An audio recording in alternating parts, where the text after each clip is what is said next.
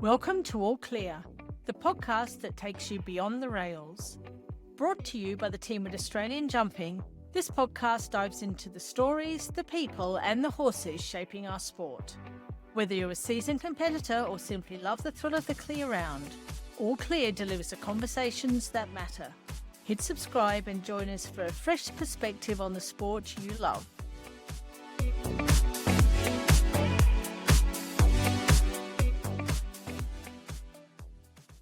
I'm delighted to host Logan Massie as my guest on the podcast today. Logan is one of New Zealand's most respected show jumpers, and along with his wife Alexa runs Massie Stables, a beautiful show jumping operation in southern Hawke's Bay. Logan has extensive experience competing at the top level, both in New Zealand and internationally, and most recently, Logan and Alexa made the trip across the Tasman for the Waratah Show Jumping and Willinga Park events, where Logan represented New Zealand in the Trans-Tasman Senior Team Challenge and also competed in the Waratah World Cup. Welcome to All Clear, Logan. Thank you. Thank you for having me. Logan, can you just start by taking us back right to the very beginning and where your passion for show jumping began? Yeah, I've grown up on a sheep and beef farm here in Dannyburg, where we still live now. So we always had probably ponies as kids. Mum hunted, so there was always ponies around, and that led into jumping pony Grand Prix. And then I kind of got a bit of a bug for show jumping and kind of pursued that as a young rider. And then when I finished high school, I headed off to Europe for a few years to train and kind of learn the job, and then came back home and the horses took off. So here we are. We're still going hard with them. It was in the family right from the beginning then. It was in the blood. Yeah, it was in the blood. Not as a mum didn't compete, but just having horses around. And then I quite like sports and being quite competitive. And then I just enjoyed horses more than the other sports I did. So pursued that. What was it about jumping that particularly drew you to that discipline? I think when you're younger, it was a good social life. We had a great group of mates that still kind of compete now, and you could win a little bit of prize money, and you could produce horses and ponies and sell them and make a little bit of money. So it was kind of like probably the dream of maybe you could turn this into a business, which allowed you to kind of continue it and pursue it a little bit. And you've competed extensively in New Zealand, obviously, and also you mentioned over in Europe. So can you just give us some details about your journey in the sport so far? So you said you just started on ponies, which is obviously different to Australia. So can you just talk to us about the pony jumping in New Zealand? Yeah, so I mean, ponies are big in New Zealand.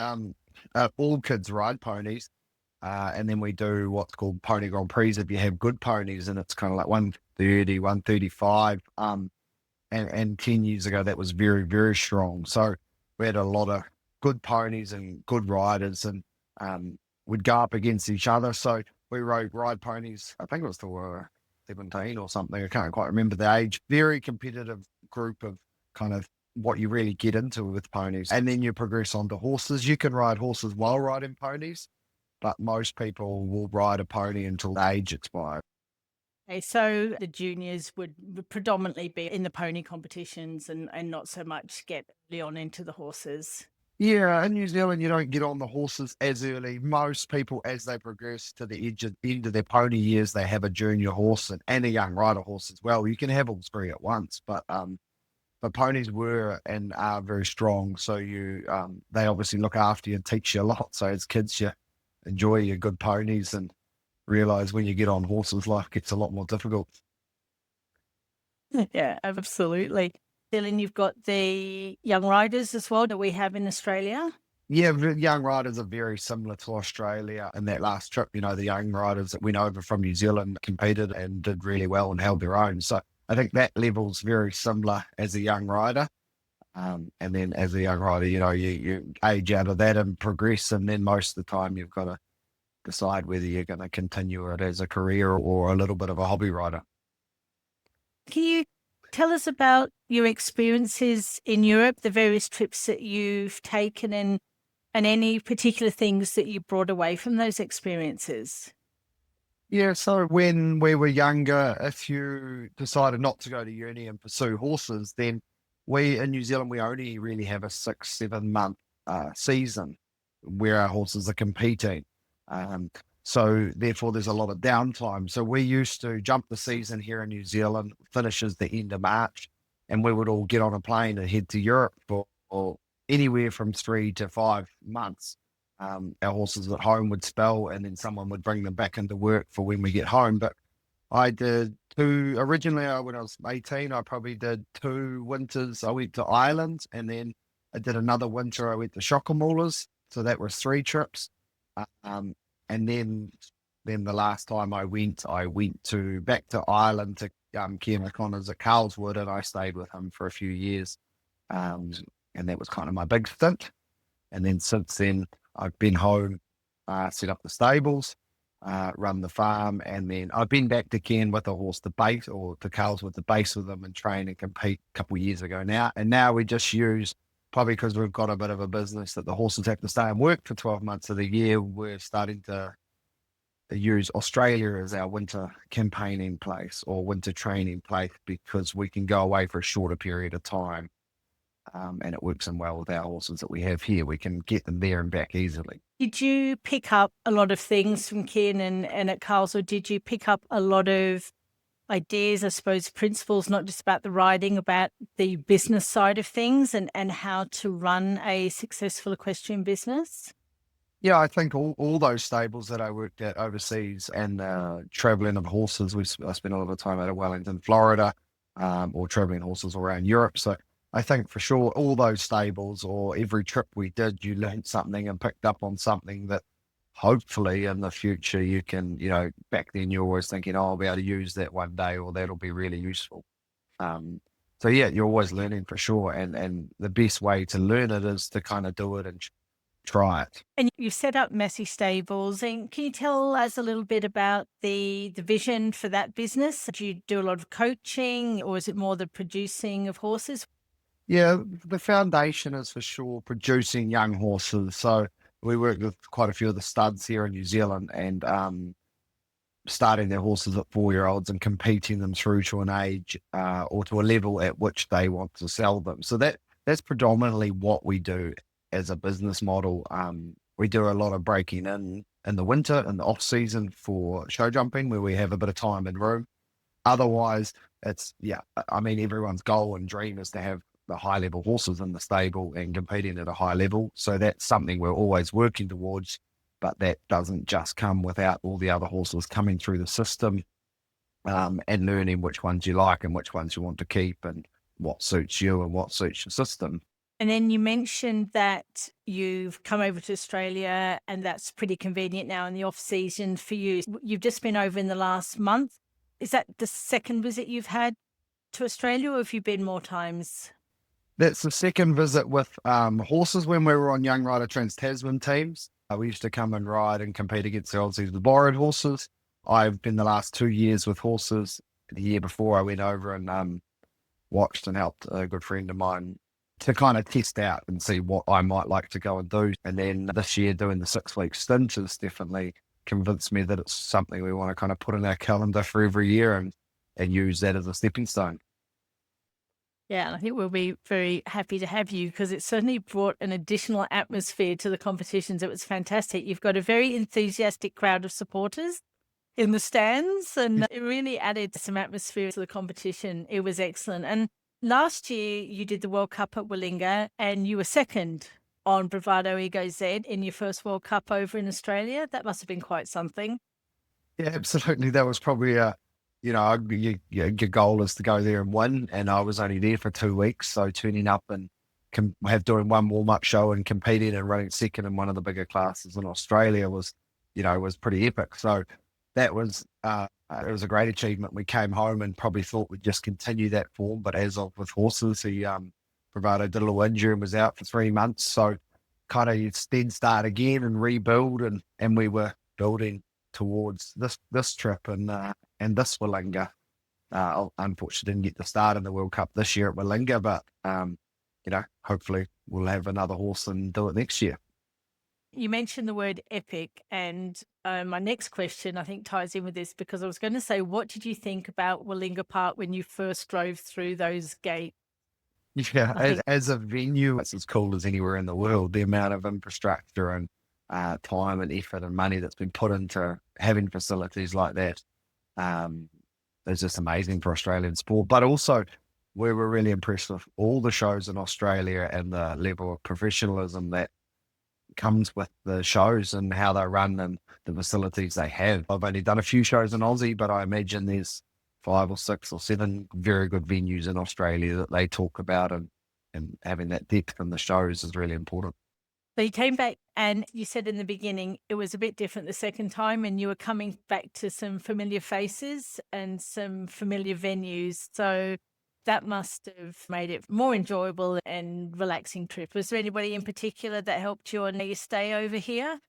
Oh, on this trip in particular, we based with Chattenham Park. Last year we were at Oaks, and as far as what I needed for the horses within 2 weeks, that was the perfect place to base.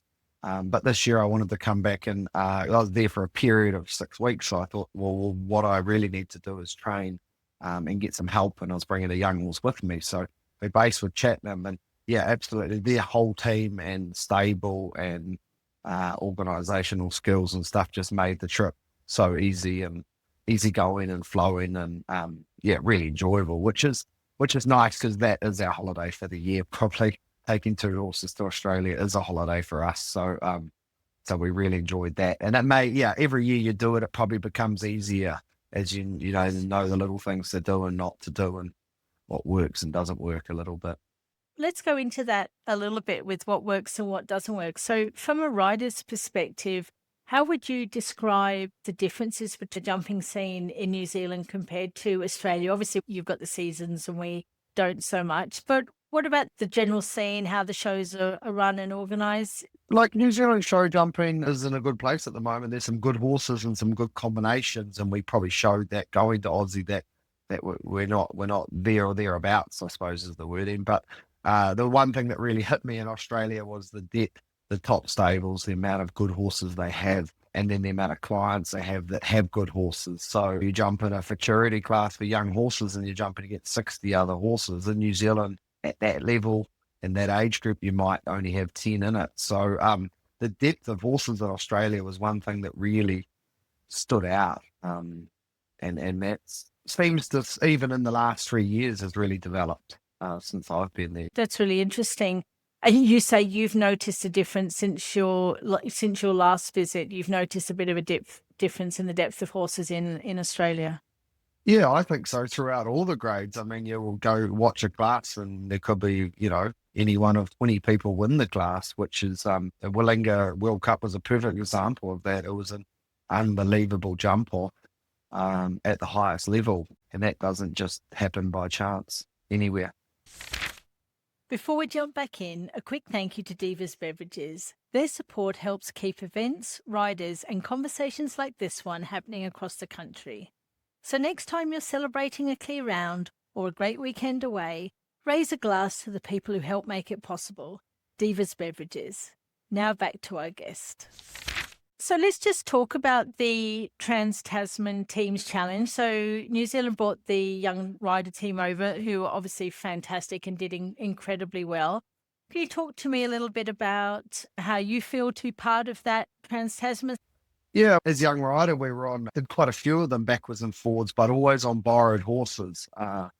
So now they're building on this Trans-Tasman 10 years later, and last year was the first time I jumped on a senior team, and one of the first times I'd had the opportunity here in New Zealand or Australia. So did it last year, one show, and then obviously they've built on from that, and this year there were 3 shows that we could have jumped on. But it means a lot. Like Bravado probably went to Australia with first and foremost goal of jumping on the New Zealand teams, because that does mean a lot. It's important to create the team culture and practice jumping on teams for in the future when you hopefully go to higher levels. So I think if we can use that to keep developing, jumping under pressure, jumping for your teammates, producing good performances when you really need to, then that's something we look forward to it and was really exciting. So when we got to Aussie and bravado, picked up a little bit of a virus at the first show and wasn't quite 100. We moved our focus from the World Cups to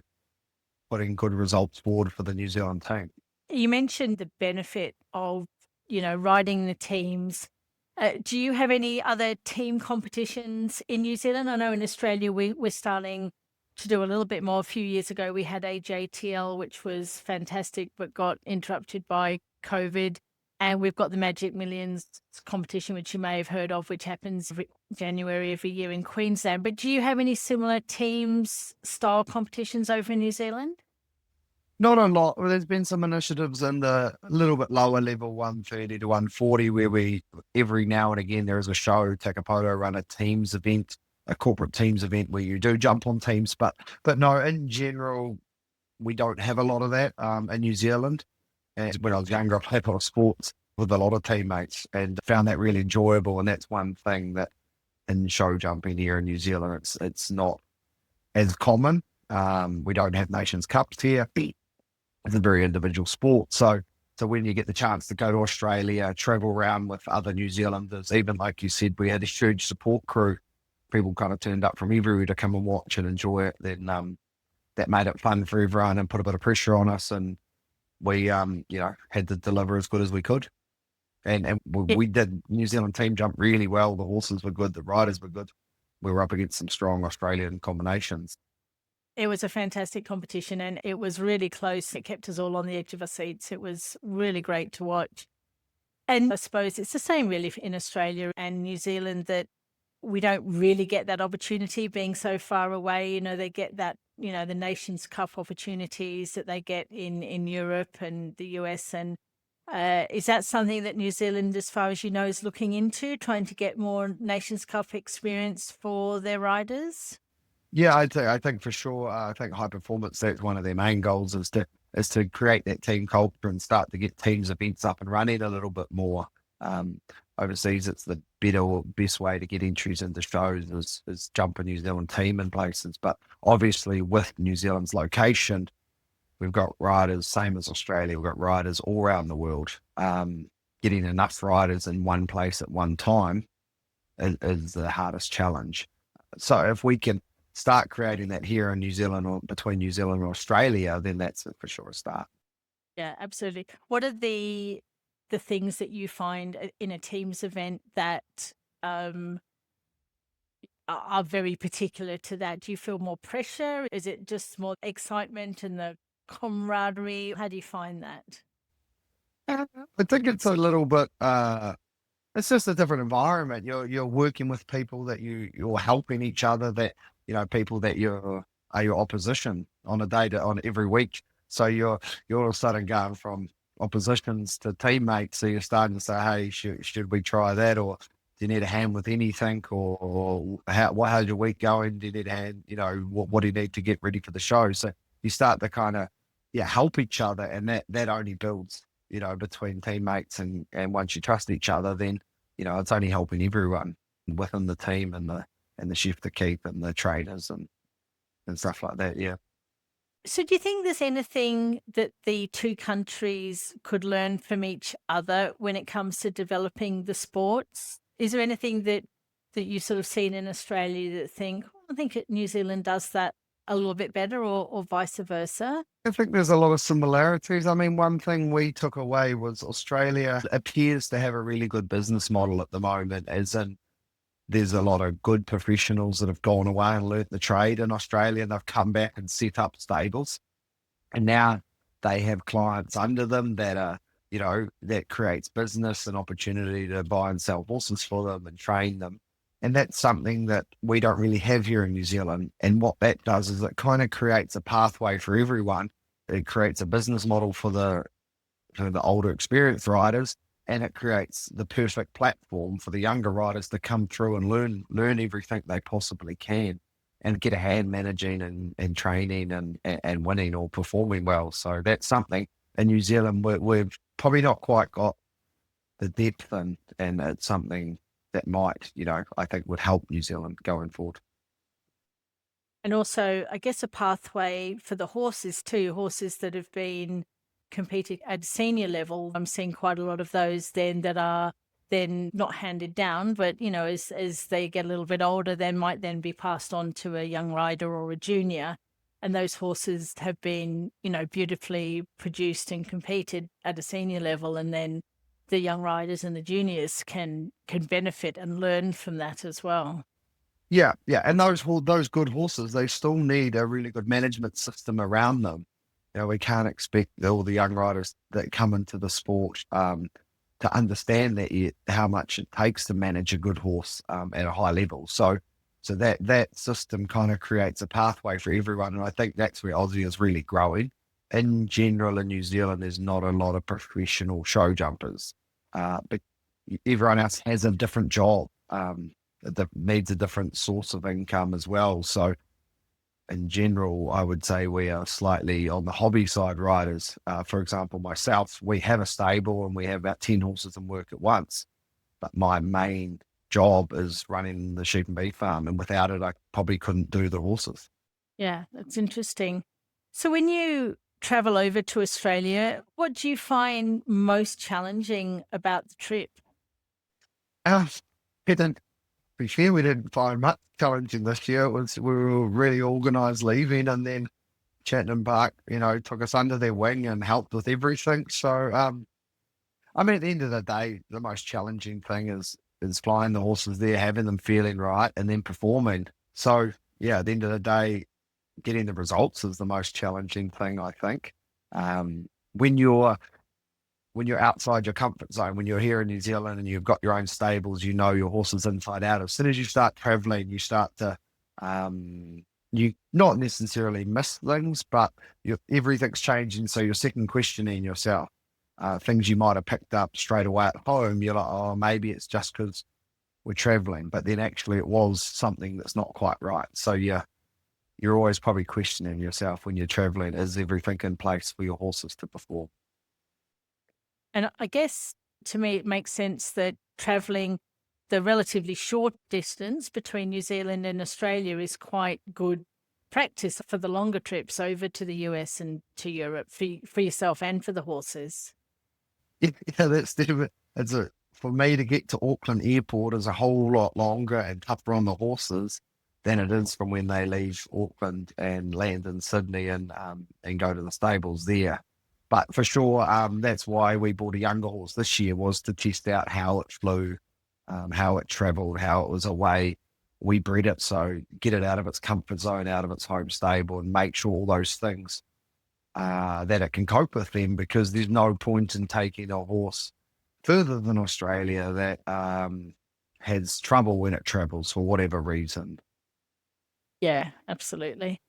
So you've achieved a lot already in the sport, but what's next on the horizon for yourself and your team? What are the short and the long-term goals? Short-term goals, we've got a lot of new, younger, quite exciting horses coming through. Bravado's coming towards my good horse for the last 2 or probably 4 years. Is coming towards the end of his, high performing career. So those next younger horses stepping into that role, that's the short term goal, and that's quite exciting for us. We enjoy producing young horses, so that's the next step there. Long term's always to head back to Europe or America with a championship horse, or just a horse to campaign on. But there's a lot of stones to turn before doing that. Having the right horse and setting everything up at home that we can leave for a period of time, because like 6 weeks in Aussie is perfect. 6 to 12 months away from home and business is a different story. Is the biggest challenge probably. Yeah, absolutely.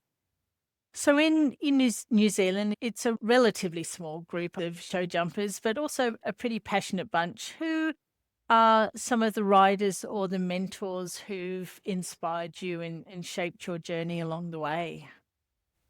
Oh, that's a good question. I mean, there's a lot of them, I think. Any rider that, you go to a show and is beating you every weekend, or, has done campaigns overseas, and gone well and come home, then they're the sort of people you look up to and admire. In the most recent years, a good friend like Philip Steiner, who took a horse to the World Cup final, jumped at 5-star shows, and then sold his horse and came home. That's something you go, shit, would take a lot away from that. Luke D, who's a good friend, he's obviously done the same, World Cup final, 5-star shows. So I think for sure we have lots of, trainers and people you look up to, but the sport is always changing. So these guys, they're really current, and they've done it, and they're doing it well. So they're the sort of people we kind of model at the moment and say, well, they did it. How can we do it? Or what can we do that maybe makes us be able to do a trip like that? And for young riders that, might be listening to this podcast from both sides of the Tasman, and they may aspire to representing their country one day, what advice would you give to them? I think always, there is people in the sport that have so much more knowledge than any one of us. So, always ask for help and always be looking to learn off someone. I think if you can, really be a approachable person, and you can, most top riders are approachable too. If you can build a relationship with some of these better riders that have campaigned and won a lot of big stuff here in Australia, New Zealand, or in Europe and America, then, you can get so much information off them by just becoming closer with them, whether it's just a conversation in the warm up or if they're standing there going and asking them a question about the course. And that's one thing we found in Australia. They were very, very friendly, all of them. If you had a question, you could ask someone in the warm up and they were more than happy to answer it and give you their opinion, which really, really helps you on a trip and gives you a bit of confidence. That actually, you can ask people and they'll genuinely give you a good answer. And I was going to also ask, looking back, is there any advice that you would give your 18-year-old self? Is that the advice that you would give yourself, or is there any other advice? No, that's probably not quite the advice because that's kind of something I definitely did. I went away and I tried to learn off everyone I possibly could, and ask lots of questions. I suppose I've given myself 18-year-old advice would be that the sport is a little bit slower than other sports. So a 5-year plan in this sport is not really a long-term goal. By the time you get a good young horse and produce it through the grades, to a level that where you want it, it's quite a long time frame. So I suppose when you're 18, you think everything's going to happen now. You have a good run of ponies and young rider horses, and then you expect everything to keep coming like that. So if I was giving myself advice, I'd say I would have set better 5-year plans with different groups of horses and understand that all takes time. And if you're patient and have the right horses and the right training, that it does come. So that's something that, now I really appreciate it when I sit on a good horse. Appreciate the work and the effort or the time that someone's put into breeding this horse, planning how to breed it, and then producing it from a young horse through the grades. Yeah, I think that is great advice for everybody. So finally, we've got a tradition on this podcast that I think you're aware of, where the previous guest leaves a question for the next guest, not knowing who they will be. Your question comes from one of our young riders, Reese Keenan, and she would like to know whether you have any rituals or superstitions that you follow before a big class or a big competition. I personally don't. I like to be very organized before a big class, nearly too organized. Know where everything is, pack my ring bag myself, double check the ring bag, double check the horse is getting tacked up right, even if I'm just getting in the road of everyone else. So I like to be really organized to know that when the horse turns up at the ring, there's no way there's anything missing from what I need, whether it's spare bits, spare spurs, different back boots. So that's probably, my before class prep, but otherwise, no. And do you have a question that you would like to leave for our next guest? Yeah, I do. So I think it probably goes along the lines of a lot of questions you've asked, but in what period and where do you think as a rider you grew the most? great. We haven't had one like that. That's fantastic. I look forward to passing that on. Well, thank you so much, Logan, for your time this evening. I really appreciate that you've taken the time to chat with me, and I'm sure that our listeners are really going to love to hear from you. And again, it was great to have you all over in the last couple of months, and we thank you for making the visit, and we look forward to seeing you again in the years to come, maybe next year. Yeah, no, thank you very much for having me on here, and thank you for Australia for having all us New Zealanders. And for sure, we'll be working towards next year anyway.